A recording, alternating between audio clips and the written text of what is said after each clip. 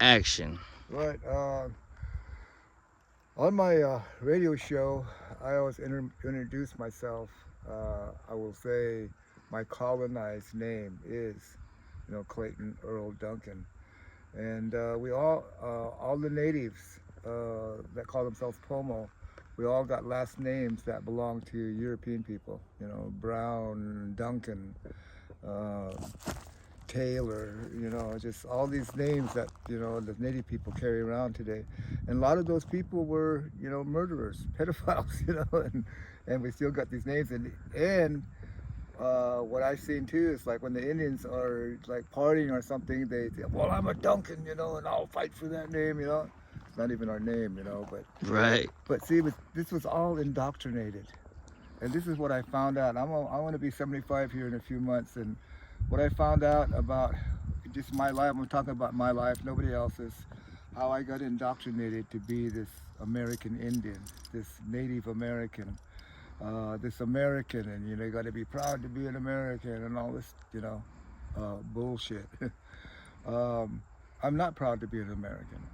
I'm not proud of even carrying that name. I don't carry that Native American or American Indian name around anymore. I put that to sleep, man. I'm a Right. native. I'm a Hinto. I'm from Hobbiton, and I'm from the village of Denoha. That's it, and that's been around for over 25,000, 30,000 years. Those names, and now we got all these immigrants. We call them the European immigrant, Neanderthal American, Amerikkan, hypocritical terrorists, because this is how they took the country, just by using those, words, that energy. Our people, um, and I could probably say all Native people in what they call America now, we call Turtle Island, lived in a world of harmony, in a world of balance, in a world where you had to use this positive energy of prayer, of this love, caring, sharing. And that's the only way you could keep balance and harmony. When you talk to white folks now, they all say, well, you Indians did this, and you Indians did that, you Indians fought each other, and you Indians, we didn't have wars where we killed 10, 20, 30,000 people at a time like the European people did. There weren't wars like that. The wars I've heard on the plains where you kill one or two guys, the war was over, and then whoever killed that guy, well, this family had to pay this family either horses or food or, furs or whatever. But that's the kind of, fighting, I've heard about. And the fighting that you guys, I mean, the Americans talk about, that's the kind of fighting you guys do. And so keep it to yourself. But it's, they don't know. Nobody knows about our history. Our history is not taught in the public schools. Uh, America, all they do is indoctrinate you to be this good American, and how great America is and how great it was built, and tells nothing about the death, the 150 million people that were slaughtered. Over 4 million here in California were slaughtered, and all their land was taken, all their resources taken, and only like 16,500 survived. So all of us natives now, we carry that historical trauma DNA. Every one of us, if you're a native, you're carrying that in your DNA, that historical trauma. It's in you already. And it's not going to go anyplace until we start healing it. And to me, healing it is when people start giving us respect. Right. And like naming towns after pedophiles and rapists and murderers is not respecting us. You're telling us it was okay what these guys done. It was okay for them to rape these little girls, because you don't care about those little girls. And so that's what I see in America, and that's what my fight is. And I don't know if it's a fight, you know what I mean? I feel like all I'm trying to do is wake the white man up and say, look, you're on somebody else's land, and create a notion on somebody else's land. And I don't think that he's really happy with how you did this, because you're using his name, manifest destiny, that you were sent here to do this in his name. And that's ugly, to cut a woman open, take her little baby out, then scalp that little baby, then sell that hair of that little baby. Well, this is what you've done, America, here in California, to the Native people. And you had almost a $2 million bounty on them, you know, and you sold their heads for $5, and you know, just on and on and on, all these stories, you know, and they're finally coming out. I know you don't like to hear them. I know you feel uncomfortable when you hear those, but I'll never stop telling those stories, you know, until I could see. When I see you start, you know, giving a little, when I see you start giving back, like 99.6% of this land or 7% of this land, you have it all. And the natives don't even have a 0.5% of their own land, you know? How'd that work out, you know? How'd you do that, you know, with your guns and your, you know, your negative energy? Well, that ain't Creator's world, you know? Creator didn't, He created us here. He created us in the same environment as the oak tree. This is where we belong. This water right here is what we're made out of. We're made out of the dirt and water that's from here. And that's who we are. And we're not being respected, you know, like that. Right, right. That bothers me. So what's the significance of this place, and why is there a plaque behind us? Well, what they did was they thought it was like a battle, right? Oh, the white man beat the Indians, you know, and they conquered them, and so they want to, you know, praise themselves. And I just see it as a disrespect. This one right here says Battle of Bloody Island. You know, again, there was no battle. It was women, children, and old people. My great-grandmother, as a 6-year-old girl, didn't have no gun. She didn't have no cannon, but you did, you know. That's what they found here, muskets and musket balls and cannonballs they found here, you know, all over the island. And so you did this out of, like, hate. You did it out of, you know, it's like you had over 100 men, and they were going around to village to village to village, all around this, you know, little circle of Mendocino, Sonoma. I mean, Lake County, Mendocino, Sonoma.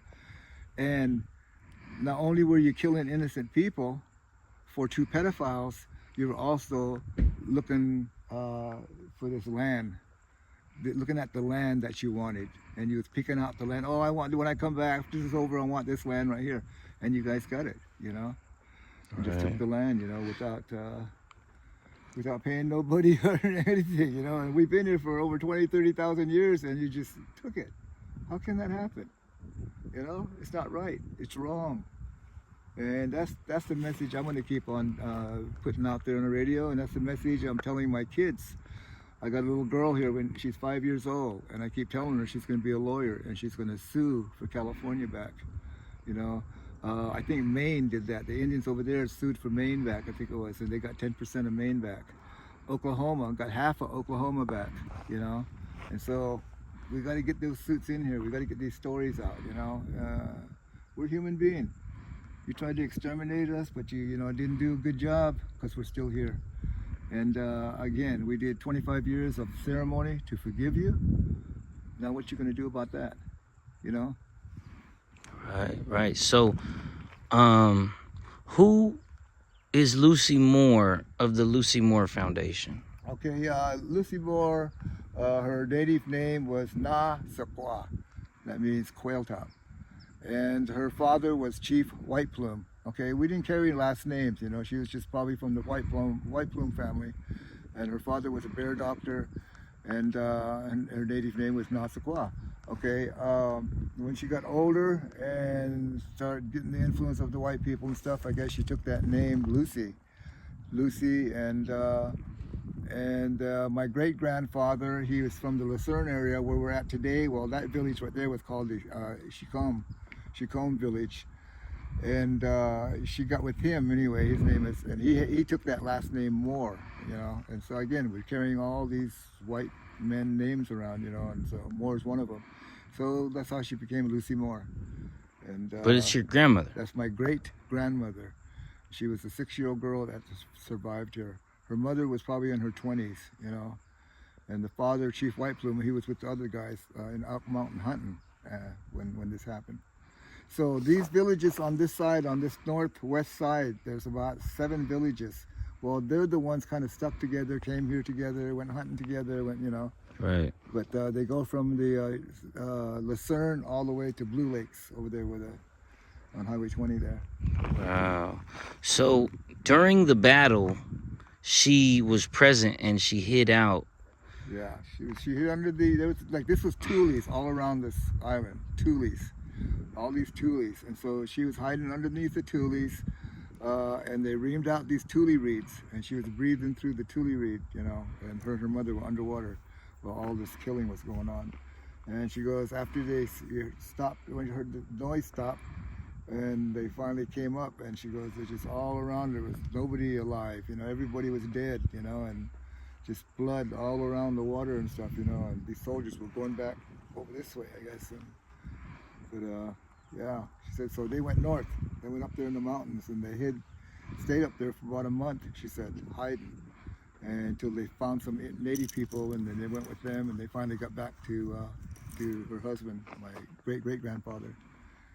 But yeah, you know, and her and her mother was in her 20s, and she was 6 years old, and they lived up in the mountains for a month by themselves without, you know, so they must have knew the land and knew the food and knew all of that, you know. Right. So Wow. they did it, and so we're here, you know. And then a lot of the native stories on native land all over the United States, you'll hear a lot of these stories about the grandmas, what the grandmas did. The grandmas hid, the grandmas did this, the grandmas did that.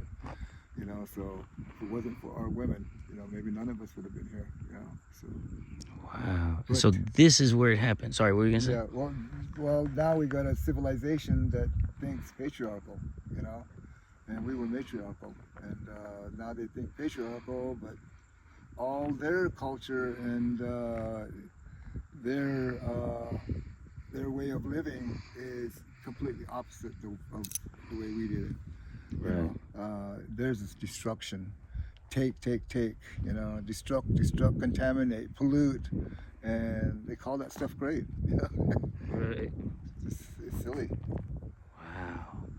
So, so this is where the murder happened, and it used to be water, but the water, this was part of Clear Lake, but the water has receded, right? Yeah. Yeah, they took all of this out to do rice, the rice fields that they had over here, and I forgot what else they grew, but they found out, man, this was like the cleaning area for the lake, you know? The water come off the mountain, go through all these tules, well, then you get a clean water in the lake. Right. Well, you know, and it's like now, in the 50s, when I swam, you could see right down to the bottom. It was clear, real clear. You could see right through it, to the water. No matter where you went around the lake, it was clear. Look at it today. It's all green and, you know, algae looking, and they're trying to say, oh, it's been like this for, you know, thousands of years. No, it hasn't. No, it started when you came here 170 years ago. You guys started it, and you guys did this. Wow. Can you educate the people about the mercury problem in the whole county? Yeah, well, you know, the Elam, that's the Elam people down there on the other end. They did that mine over that sulfur bank, you know, the mine, they called it. And the tribe used to be called Sulfur Bank, and too. After you start doing that sulfur, mining the sulfur, well, it just made the holes bigger for the mercury to come out. Because it was coming out already, but not as much, right? And now it's just a whole bunch is coming out now, and it killed a lot of people at Elam. You know, I have a friend down there. His whole family died of cancer, and you know, and I hear somebody else in the family now that has cancer. You know, in his family, and I'm pretty sad about it. You know, but that's what's happening down there, and you know, and they're supposed to fix it, but you know, I don't know when, but it's supposed to have the project's supposed to be coming up where they're gonna try to clean that up. You know. Right. But it's, you know, again, it's what's his name? The liar, pedophile that's in the presidency now. He's talking about drill. You know, and he stopped that Paris Accord thing, and what that's going to do is going to open up all the indigenous land, you know, for mining and for destroying, contaminating, polluting. In Dene land, when they did the uranium, not only did they dig all the uranium out and stuff, but they left the tailings outside, and then the kids were playing on these tailings, you know, and the wind was blowing where they had to breathe these tailings. Now they're having birth defects and all this stuff's happening to that tribe. Tailings? What Yeah. are tailings? It's like when you dig, so you dig a big hole in here, say there's uranium under this rock, and you dig and you get the uranium and start pulling it out. Well, instead of putting this dirt back where it was this contaminated dirt back, or putting it away or something, you just leave it out here. There's a tailings. Oh, It's so it's like, Yeah. like a literal tail. Yeah. Wow. And then it contaminates pollution. So that's how I see America: contamination, pollution, Sodom and Gomorrah. You can go to a city and buy a little girl, buy a little boy, buy a dog or a cat to have sex with. You could do anything like that here in America now. Not that I'm on the internet doing this shit, you know what I'm saying, but I know it's happening. There's a lot of sick stuff out there. And then when people get on that alcohol, it seems like it's a little more easier for them to do, a lot of these negative things. My brother, he was my cousin. He was 19 years old, and I called him brother. He was like him and my real brother were about a month apart. And he got shot in Oakland by another Indian guy. Shot him with a .300 Savage rifle and kind of picked him up in the air, turned him around, and he fell and had a big old hole in his side right here. Well, he was 19 years old. And it really, hurt me bad, I really like that guy, it's my bro, man. And anyway, 6 months later, I have this dream, and he's like walking down this knoll on this road, and he goes through these big old iron gates, and he starts walking toward me, and I saw him. Hey, Johnny! I went and I ran over him, and I grabbed him. Hey, you okay, bro? And he goes, yeah. He says, man, I'm in the spirit world, man. The spirit world is beautiful, man. We play basketball, baseball. We play anything we want. There's no alcohol or drugs or nothing. The family's here, and Right. Just telling me everything about the spirit world, and telling me it was cool.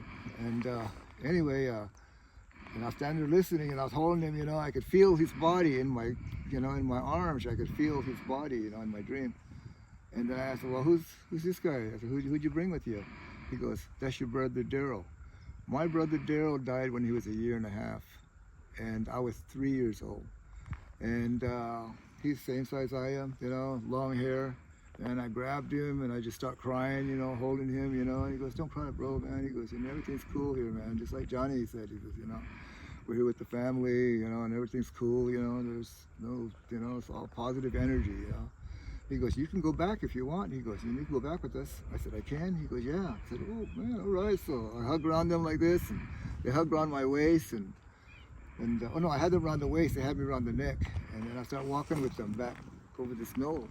And just before we got to going over that knoll, I said, well, wait a minute, guys. I said, I can't go with you guys. I got things to do. I backed out, and I started falling.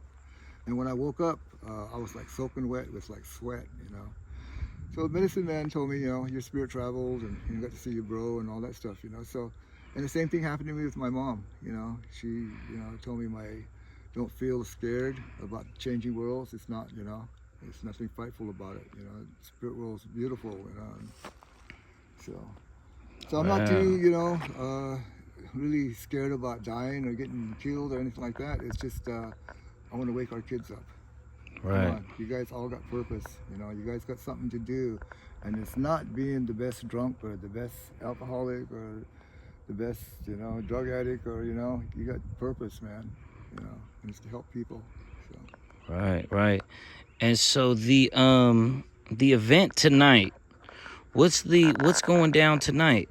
Well, I'm running for the chair for our tribe, the chairman for our tribe, and the election's Saturday, and so I invited a lot of the tribal members, right over here by the casino, to come over and have dinner tonight, and they can talk, and gripe or talk, or share what they want to see in their res, or and just kind of see if I get some support, and then I'm bringing some of these non-natives friends of mine there, and I want to introduce them, because just because you're not on the council, you're not on the board or whatever, well, that can't stop you from doing things here, in this county. So if every one of us took on a project and did it, just think all these things that would be happening here, the changes that would be happening here. So just want to share with you guys. These are the people I'm working with when I'm not, doing on councils or anything. These are the people that, that's helping me now. When I tried to change the town's name in 2007, I was by myself and I didn't succeed. So I got on the radio in 2007, 8, and I was going, why do I have to go around changing these things like the mascot and the town names? And, you white people are the ones who named these after these murderers and pedophiles and all that. So why don't you guys get out there and start changing these names, Right. So what I need is a strong white woman that'll work along with me, and we could work together to do this project. Well, this woman that's coming tonight, her name is Lorna. She lives in KelseyVille, and she answered the call, and she started this group called the Citizens for Healing, and they're all non-native people, and they put an application into that name change people, and then it just blew up from there. Now the tribes are involved with resolutions. A lot of young kids are involved now. It just kind of blew up. This little fire started a bigger fire. Right. So that's kind of like what the message is. Little fires start big fires. So don't be afraid to make a decision. That's going to help the people. They said this Redskins team would never change their name. They said they would never do it, ever, never. It's changed. They said that Leonard Peltier was going to die in prison. He's never going to get out. Never, ever. He's out. So things can happen. There's nothing impossible. You just got to try. You got to do it. Don't ever give up. So Right. that's my message. And so today, that's what I'm going to talk to the people about. I've got a table there. A lot of things that I've done in the past. Pictures, newspaper articles. And so does the chairman kind of act as a chief? Yeah, in a way, yeah. He doesn't vote. You got 6 people, and 5 of the people is the Secretary Treasurer, Secretary Treasurer, and you got 4 members at large, I guess. So Secretary Treasurer, 4 members at large, and these 5 people vote. The chairman kind of runs the tribe, runs the meetings, and does the signing for the projects and all that stuff, but represents the tribe. But I have to get these guys behind me, Right. Behind you. Right. And so that's what I want to do, though, is start and that right there, chief. That's what we need is a chief. We're doing like they told us to do. Why don't we change it to what we want to do? You grandmas out there, in the past, your grandmas are the ones who picked the chief. We didn't have no election. The grandmas did it, and they knew who's who. They're the ones who created these kids. So they know who will help and who won't help and all that stuff. So, they would do all the leadership picking, Wow, that's amazing. A lot of my following is going to be from the Bay Area. Could you please tell the people what happened with getting shipped to Oakland? Oakland, because you had lived in Oakland. A lot of people from here got shipped to Oakland and then lost their. How did that go? Well, we were federally recognized, and the federal government didn't want to, pay the Indians anymore or do anything for them anymore. They wanted to close down shop for the Indians, so they started this thing called the Relocation Termination Act. Okay? They're going to terminate all the reservations and rancherias so the America won't have any responsibility to do anything for them. And then all that land, that the reservation and rancherias, well, that land is going to turn into fee status so they can collect taxes on it, right? Natives never paid no taxes before in their life, right? My dad and mom had 3.5 acres, and when we went to Oakland, he went to body and fender school, my mom beautician, and they both graduated and they both got jobs. But we ended up selling that land to get a car. Okay, so we lost our 3.5 acres over there for that. But then my grandmother, my dad's mother, went and sued the government and said, wait a minute there, now you made all these promises about clean water, about education, about, all these promises you made, you didn't keep. You lied. So anyway, she won that case. So we got to restart our rancherias. And Nixon, his wife, I guess, talked him into doing that to all the rancherias, so they reinstated them as recognized tribes. Nixon time. Nice. And so, but they, again, the genocide that they started 500 years ago is still going on today. They don't want us around. They don't, when we ask for, payment and stuff, they know don't be getting into our resources, our money and all. I mean, wait a minute now, you stole that from us. We're just taking our money back, our land back, Right. That's how I see it anyway, I just, Wow. and I feel like confident in my heart that I'm right because I feel like I have Creator behind me. I don't have no missiles. I don't have no, R-15 or anything like that. I got Creator's love, and I feel that's more powerful than anything. So I'll keep on doing what I'm doing, Yeah. No, definitely. Just in closing, I also wanted to know, what's your message to the church? Because a lot of people, they feel like they're doing God's work, and then we had the Manifest Destiny situation. I was raised up, going to church, and then when I was 25 years old in Oakland, I was kind of, out there, and I knew this one black guy in Oakland, Brother Pugh, and I went to him and said, Brother Pugh, I'm all kind of like, just pissed the world, the world pisses me off, fuck this, fuck that, and all that. And he says, okay, we're going to have a revival, he said, and this guy coming up from Louisiana, and we're going to start on Monday, and it's going to go all 7 days. He says, you're welcome to come. He goes, it was all black people. And so I went to this church, and it was on 23rd Avenue, 23rd and Foothill, and went to the church and, sitting there Monday, Tuesday, Wednesday, then Thursday, I was standing there and